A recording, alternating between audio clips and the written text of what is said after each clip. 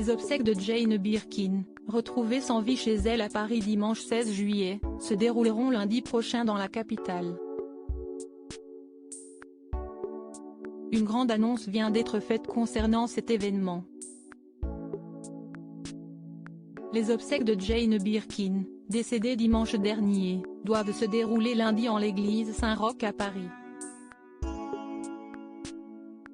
Un écran géant sera installé pour permettre à la foule d'y assister, a annoncé ce jeudi l'entourage de l'artiste à l'AFP. En effet, la cérémonie doit se tenir à partir de 10 h, et l'accès à cette église située dans le 1er arrondissement sera réservé à l'entourage familial et amical, précise l'agence.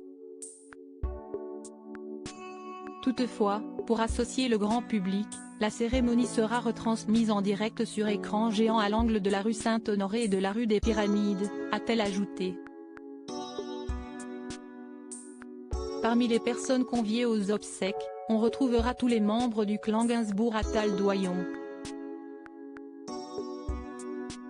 Les proches de la chanteuse pourront certainement aussi compter sur la présence du manager de l'artiste, Olivier Gloussman, qui a tenu à lui rendre un vibrant hommage sur Instagram. Jane s'en est allée.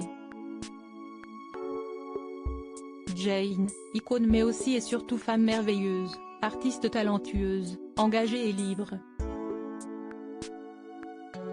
Jane a sans doute été ma plus belle histoire professionnelle et humaine.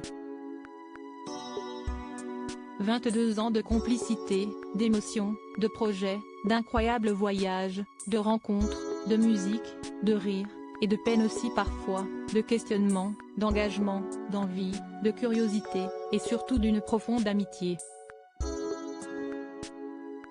Pour rappel, l'actrice a été retrouvée sans vie dimanche en fin de matinée à son domicile parisien par son auxiliaire de vie. De très nombreux hommages ont été rendus à l'actrice et comédienne. Ses filles, Charlotte Gainsbourg et Lou Doyon, ont salué la bataille acharnée contre la maladie menée par leur mère. Quant à Josiane Balasco, elle la savait malade. Si est quelqu'un que je ne voyais pas beaucoup, mais je me sentais toujours proche d'elle, même si on se parlait peu.